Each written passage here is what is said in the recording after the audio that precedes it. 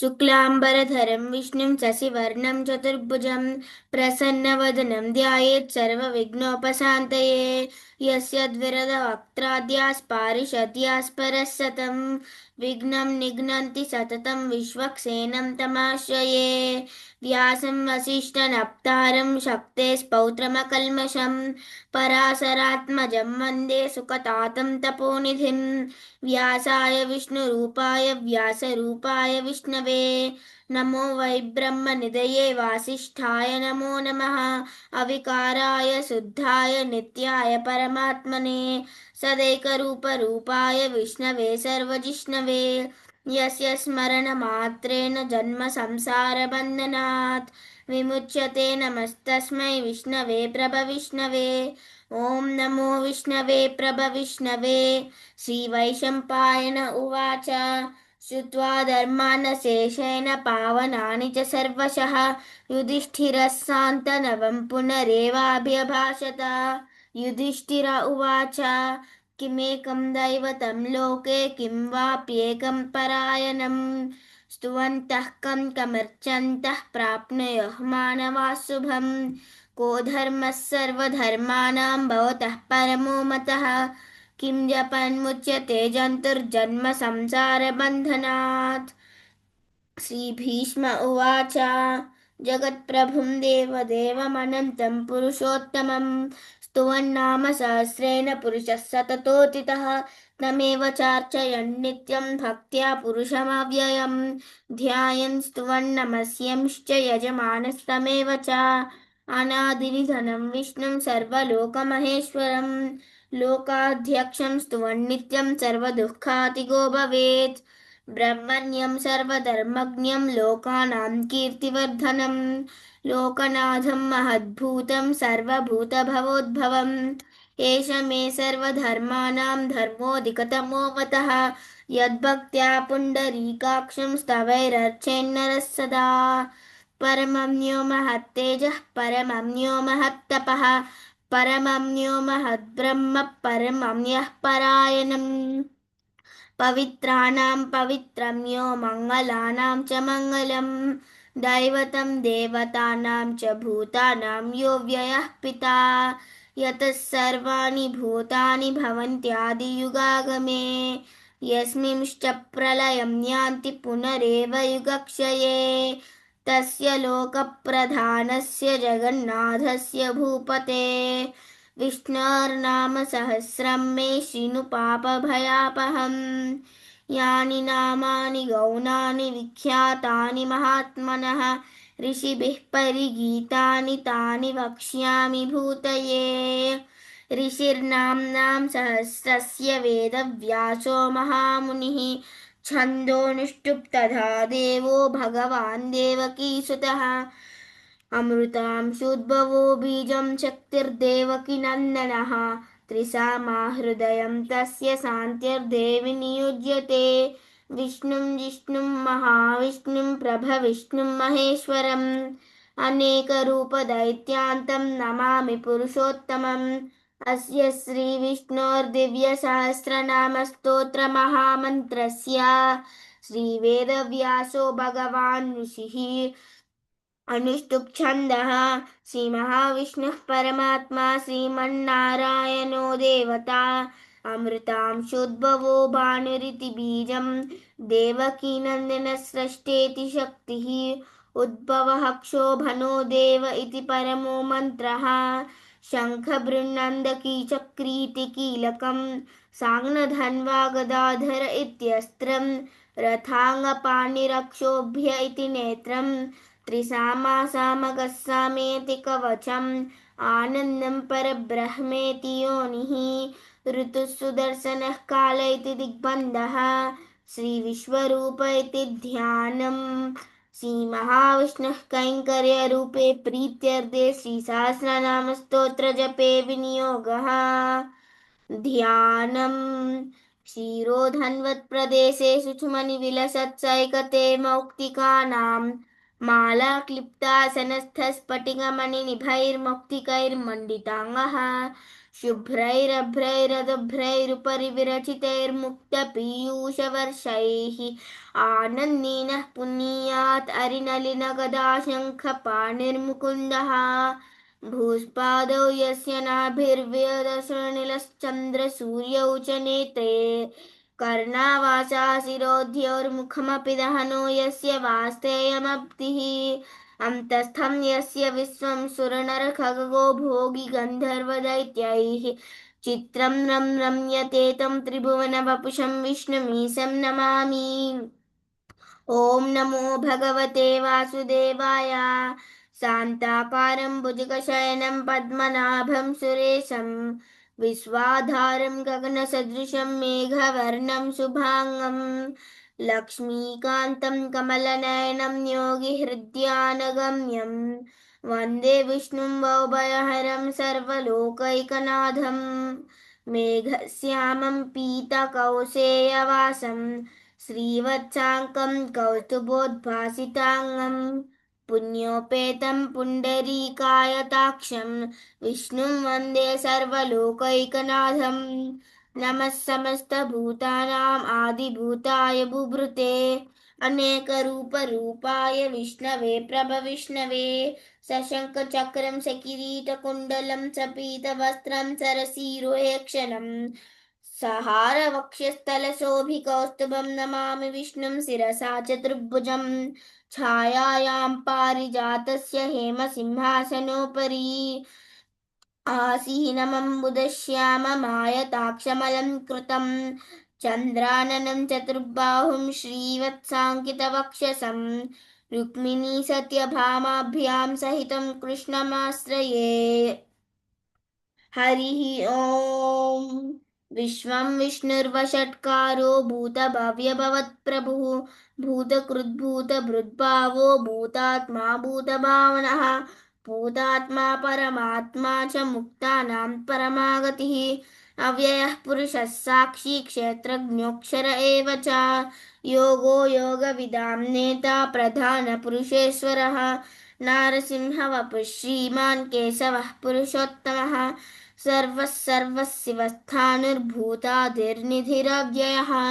सम्भवो भावनो भर्ता प्रभवः प्रभुरीश्वरः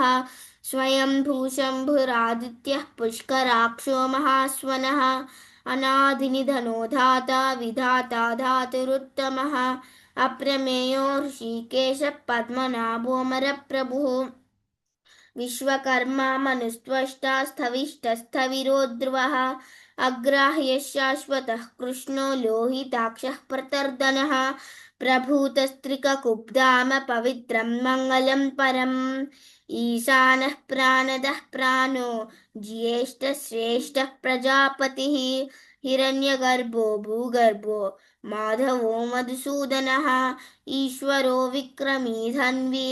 मेधावी विक्रमः क्रमः अनुत्तमो धुरादर्शः कृतघ्नः कृतिरात्मवान् सुरेशः शरणं शर्म विश्वरेता प्रजाभवः अहः संवत्सरो व्यालः प्रत्ययः सर्वदर्शनः अजः सर्वेश्वरः सिद्धः सिद्धिः सर्वादिरच्युतः वृषा कपिरमेयात्मा सर्वयोगविनिःसृतः वसुर्वसुमनः सत्यः समात्मा संमितः समः अमोघः पुण्डरीकाक्षो वृषकर्मा वृषाकृतिः रुद्रो बहुशिरा बभ्रः विश्वयोनिः सुजिष्टवाः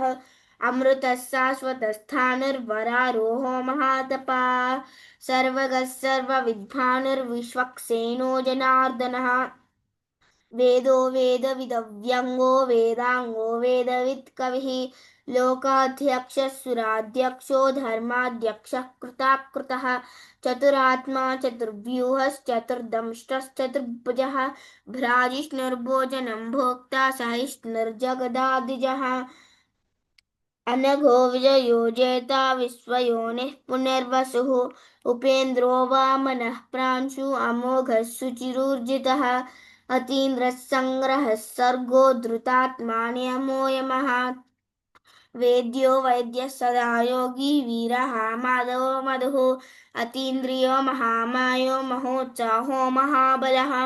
महाबुद्धिर्महावीर्यो महाशक्तिर्महाद्युतिः अनिर्देश्य वपुः श्रीमान् अमेय आत्मा महादृदृक् महेश्वासो महीभर्ता श्रीनिवासः सताङ्गतिः अनिरुद्धः सुरानन्दो गोविन्दो गोविदाम्पतिः मरीचिर्दमनोऽहंसः सुपर्णो भुजगोत्तमः हिरण्यनाभः सुतपः पद्मनाभः प्रजापतिः मृत्युः सर्वदृक्सिंहः सन्धाता सन्निमान् स्थिरः अजो दुर्मर्शनः शास्ता विसृतात्मा सुरारिहा गुरुर्गुरुतमो धाम सत्यः सत्यपराक्रमः निमिषो निमिषस्रग्वी वाचस्पतिरुदारधीः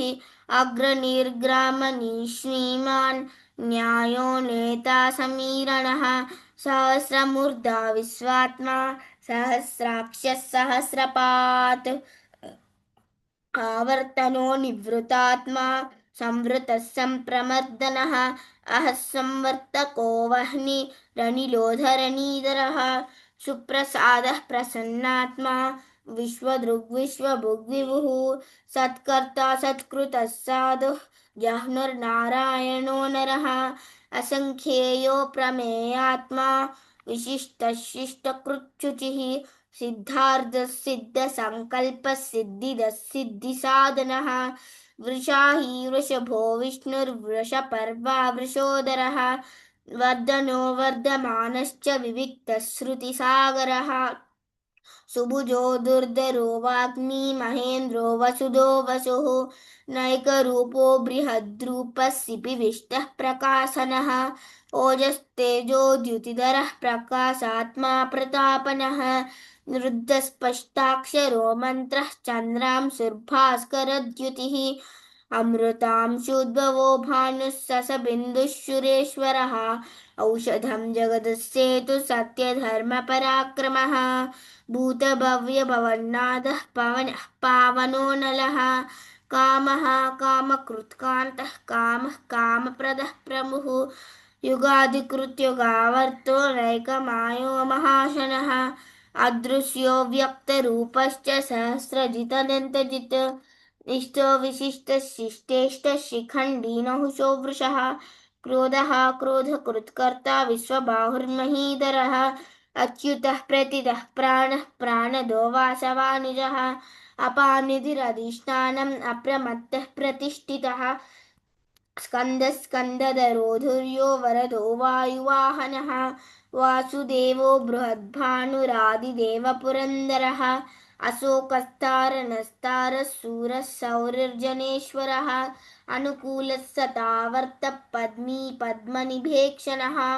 पद्मनाभो रविन्दाक्षः पद्मगर्भः शरीरभृत् महर्दिर्रुद्धो वृद्धात्मा महाक्षो गरुडध्वजः अतुलः सरभो भीमः समयज्ञो हरिर्हविः सर्वलक्षणलक्षण्यो लक्ष्मीवान् समितिञ्जयः विक्षरो रोहितो मार्गो हेतुर्दामोदरः सहः महीधरो महाभागो वेगवानमितासनः उद्भवः क्षोभनो देवः श्रीगर्भः परमेश्वरः करणं कारणं कर्ता विकर्ता गहनो गुहः व्यवसायो व्यवस्थानः संस्थानस्थानदो ध्रुवः परर्दिः परमस्पष्टः तुष्टः पुष्टः शुभेक्षणः रामो विरजो मार्गो नेयो नयोनयः वीरः शक्तिमतां श्रेष्ठो धर्मो धर्मविदुत्तमः वैकुण्ठः पुरुषः प्राणः प्राणदः प्रणवः पृथुः हिरण्यगर्भः शत्रुघ्नो व्याप्तो वायुरधोक्षजः ऋतुः सुदर्शनः कालपरमेष्टि परिग्रहः उग्रः संवत्सरो दक्षो विश्रामो विश्वदक्षिणः विस्तारस्थावरस्थानिर्प्रमाणं बीजमव्ययम् अर्धोऽनर्धो महाकोशो महाभोगो महाधनः अनिर्विण्णस्थविष्ठो भूधर्मयूपो महामकः नक्षत्रनेमिर्नक्षत्री क्षमक्षामः समीहनः यज्ञ इज्यो महेज्यश्चक्रतुः सत्रं शताङ्गतिः सर्वदर्शी निवृतात्मा सर्वज्ञो ज्ञानमुत्तमम् सुव्रतः सुमुखः सूक्ष्मः सुघोषः सुखदः सुहृत् मनोहरो जितक्रोधो वीरबाहुर्विदारणः स्वापनः स्ववसो व्यापी नैकात्मा नैककर्मकृत् वत्सरो वत्सलो वत्सी रत्नगर्भोदनेश्वरः धर्मगुप्धर्मकृद्धर्मी सदसत्क्षरमक्षरम् अविज्ञाता सहस्रांशुर्विधाता कृतलक्षणः गभस्तनेमिः सत्त्वस्तः सिंहो भूतमहेश्वरः आदिदेवो महादेवो देवेशो देवभृद्गुरुः उत्तरो गोपतिर्गोप्ता ज्ञानगम्यपुरातनः शरीरभूतभृद्भोक्ता कपीन्द्रो भूरिदक्षिणः सोमपोमृतपः सोमः पुरुचित्पुरुषत्तमः विनयो जयः सत्यसन्धो दासार्हः सात्वतां पतिः जीवो विनयिता साक्षी मुकुन्दोमितविक्रमः अम्भोनिधिरनन्तात्मा महोदधिशयोऽन्तकः अजो महार्हः स्वाभाव्यो जितामित्रः प्रमोदनः आनन्दो नन्दनो नन्दः सत्यधर्मात्रिविक्रमः महर्षिः कपिलाचार्यः कृतघ्नो मेदिनीपतिः त्रिपदस्त्रिदशाध्यक्षः महाशृङ्गः कृतान्तकृत् महावराहो गोविन्दः सुषेणः कनकाङ्गदीः गुह्यो गभीरो गहनो गुप्तश्चक्रगदाधरः वेदास्वाङ्गोजितः कृष्णो दृढः सङ्कर्षणोच्युतः वरुणो वारुणो वृक्षः पुष्कराक्षो महामनाः भगवान् भगहानन्दी वनमाली हलायुधः आदित्यो ज्योतिरादित्यः सहिष्णुर्गतिसत्तमः सुधन्वाखण्डपरशुः दारुणो द्रविणः प्रदः दिवि स्पृक्सर्वदृग्वासो वाचस्पतिरयोनिजः त्रिसामासामगः सामनिर्वाणं भेषजं भिषक् सन्न्यासकृच्छमः शान्तो निष्ठा शान्तिपरायणम् शुभाङ्गः शान्तिदस्रष्टा कुमुदः कुवलेशयः गोहितो गोपतिर्गोप्ता वृषभाक्षो वृषप्रियः अनिवर्ती निवृतात्मा संक्षेप्ता क्षेमकृच्छिवः श्रीवत्सवक्षा श्रीवास श्रीपतिः श्रीमताम्बरः श्रीधः श्रीसः श्रीनिवास श्रीनिधिः श्रीविभावनः श्रीधरः श्रीकरः श्रेयः श्रीमान् लोकत्रयाश्रयः स्वक्षस्वङ्गः सतानन्दो नन्दिर्ज्योतिर्गणेश्वरः विजितात्मा विधेयात्मा सत्कीर्तिश्चिन्न संशयः उदीर्णः सर्वतश्चक्षु अनीशः शाश्वतस्थिरः भूषयो भूषणो भूतिर्विशोकः शोकनाशनः अर्चिष्मानर्चितः कुम्भो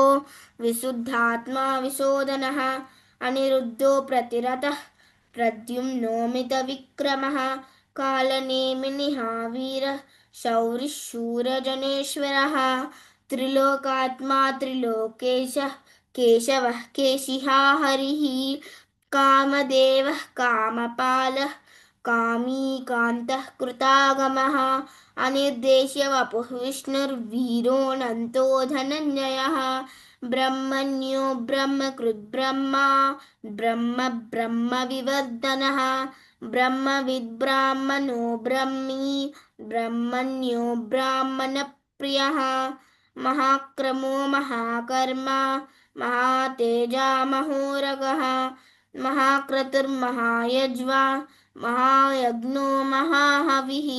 स्तव्यस्तवप्रियस्तोत्रम् स्तुतस्तोतारणप्रियः पूर्णपूरयिता पुण्यः पुण्यकीर्तिरनामयः मनोजवस्थिर्दकरो वसुरेता वसुप्रदः वसुप्रदो वासुदेवो वसुर्वसुमनाहविः सद्गतिः सत्कृतिः सत्ता सद्भूतिः सत्परायणः शूरसेनो यदुश्रेष्ठः सन्निवाससुयामुनः भूता वासुर्वासुदेवः सर्वासु निलयो नलः दर्पः दर्पदो दृप्तो दुर्धरोऽथा पराजितः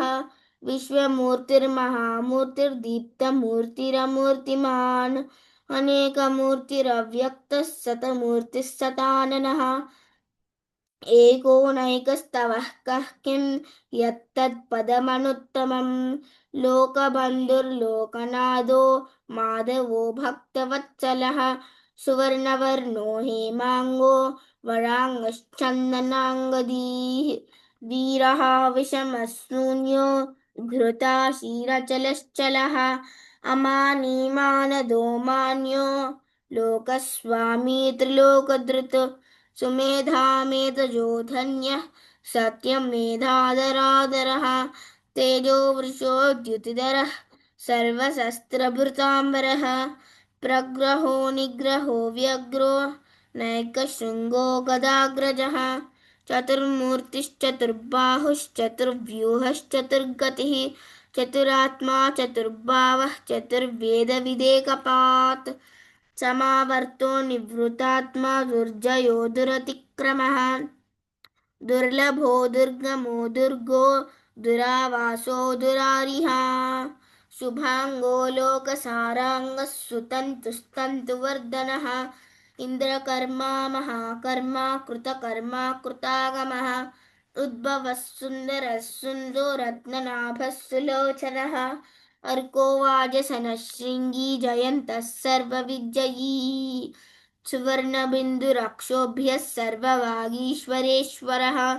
महाह्रदो महागर्तो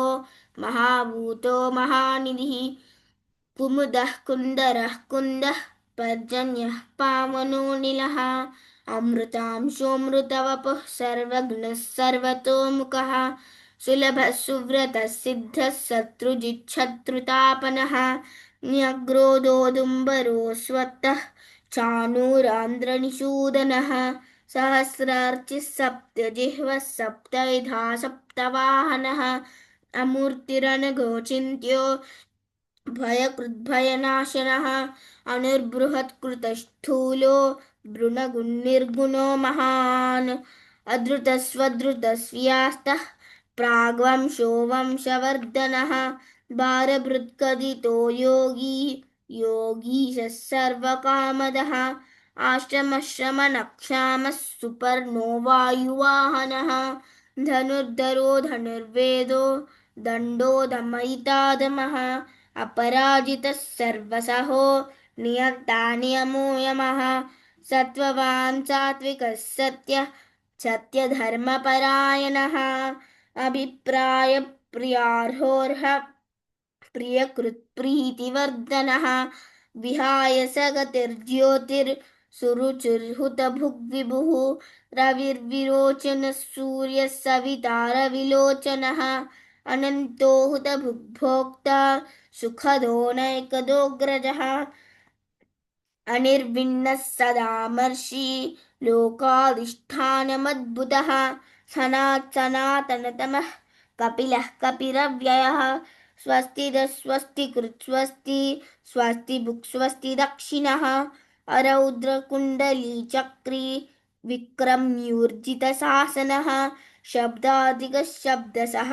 शिशिरः सर्वरीकरः अक्रूरः पेशलो दक्षो दक्षिणक्षमिनाम्बरः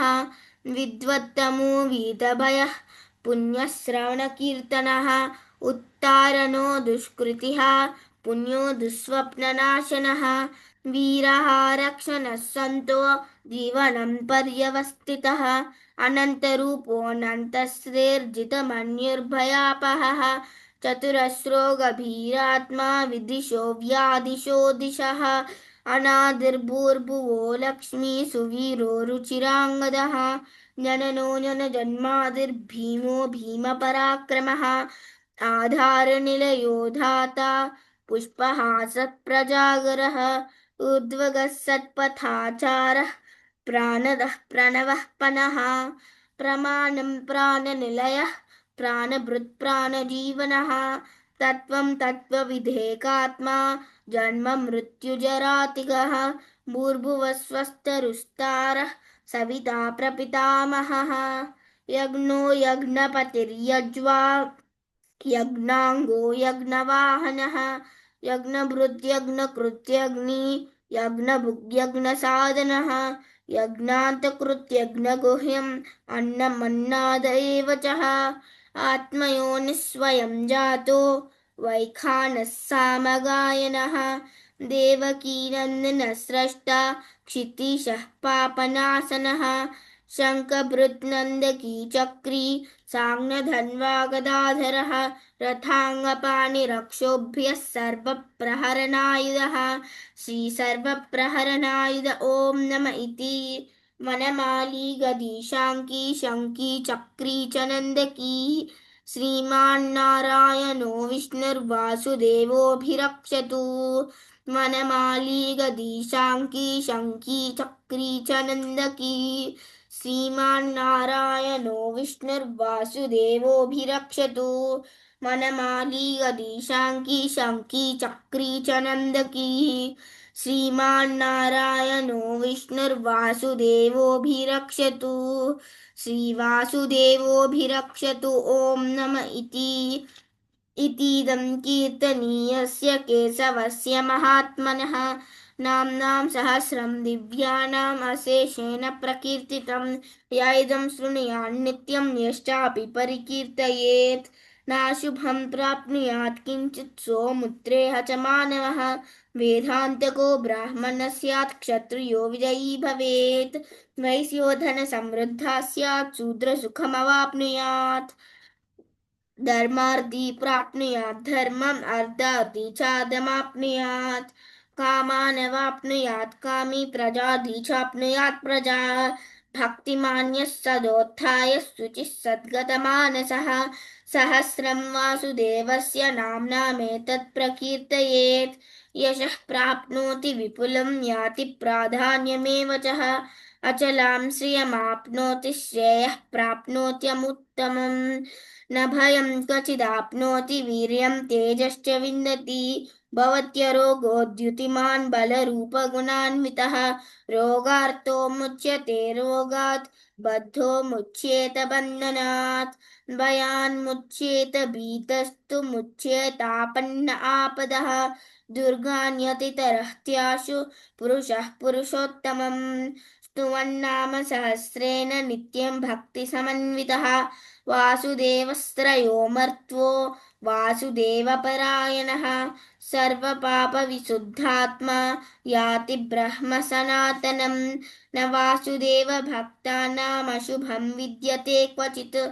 जन्म मृत्युजरा व्याधि भयं नैवोपजायते इमं स्तवमधीयानः श्रद्धा भक्तिसमन्वितः युज्येतात्मा सुखक्षान्तिः श्रीधृतिस्मृतिकीर्तिभिः न क्रोधो न च मात्सर्यं न लोभो नाशुभामतिः भवन्ति कृतपुण्यानां भक्तानां पुरुषोत्तमे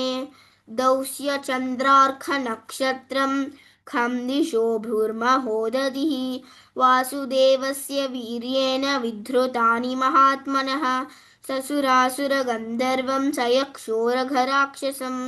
जयद्वसे वर्ततेदं कृष्णस्य सचराचरम्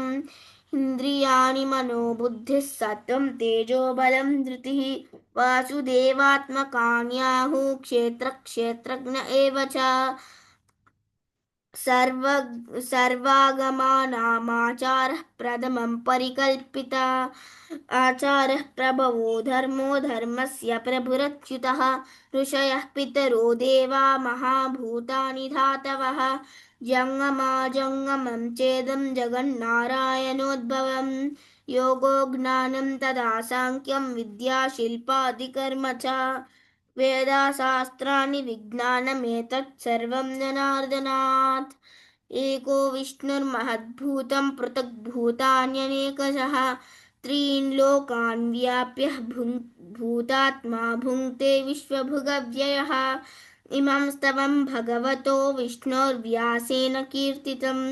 पठेद्य इच्छेत् पुरुषः श्रेयः प्राप्तुं सुखानि च विश्वेश्वरमजं देवं जगतः प्रभुमव्ययम् भजन्ति ये पुष्कराक्षं न ते यान्ति पराभवम् न ते यान्ति पराभवम् ॐ नम इति अर्जुन उवाच पद्मपत्रविशालाक्षः पद्मनाभसुरोत्तमा भक्तानामनुरक्तानां त्राता भव जनार्दन श्रीभगवानुवाच यो मां नाम सहस्रेण स्तोतुमिच्छति पाण्डवः सोऽहमेकेन श्लोकेन स्तुत एव न संशयः स्तुत एव न संशय ॐ नम इति व्यास उवाच वासनात् वासुदेवस्य वासितं ते जगत्त्रयं सर्वभूतनिवासोऽसि वासुदेव नमोऽस्तु ते श्रीवासुदेव नमोऽस्तु त ॐ नम इति पार्वत्युवाच केनोपायेन लघुना विष्णोर्नामसहस्रकं पठ्यते पण्डितैर्नित्यं श्रोतुमिच्छाम्यहं प्रभो ईश्वर उवाच श्रीराम राम रामेति रमे रामे मनोरमे सहस्रनाम तत्तुल्यं राम नाम वरानने श्रीराम राम रामेति रमे रामे मनोरमे सहस्रनाम तत्तुल्यं राम नाम वरानने श्रीराम राम रामेति रमे रामे मनोरमे सहस्रनाम तत्तुल्यं राम नाम वरानने श्रीराम नाम वरानन ॐ नम इति ब्रह्मोवाच नमोऽस्त्वनन्ताय सहस्रमूर्तये सहस्रपादाक्षि शिशिरोरुबाहवे सहस्रनाम्ने पुरुषाय शाश्वते सहस्रकोटियुगधारिणे नमः श्रीसहस्रकोटियुगधारिणे ॐ नम इति संजय उवाच